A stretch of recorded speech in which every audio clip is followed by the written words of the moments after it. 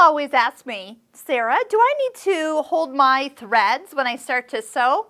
And with the new computerized machines, let me show you why I don't hold my threads. Now, the only time you might hold your threads is if you're starting not on the fabric. So I just make sure that my first stitch is always on the fabric along the edge, and then I don't have to worry about it.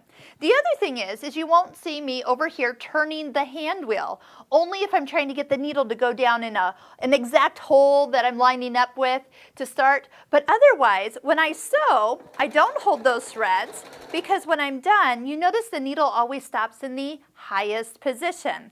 If I'm using the needle down function or the tap of the toe of the foot control, I'm using it to bring the needle to the highest point. The stitch is then complete. Or when I use the scissors to cut my thread, that also brings the needle to the highest position.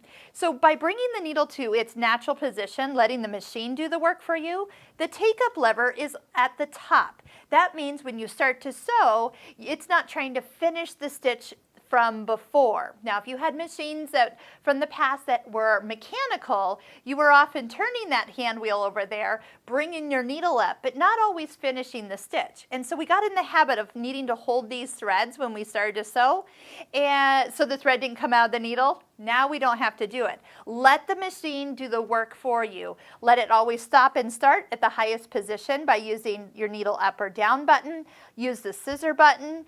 That's going to be what solves all those problems of that thread coming out of the needle when it was unexpected.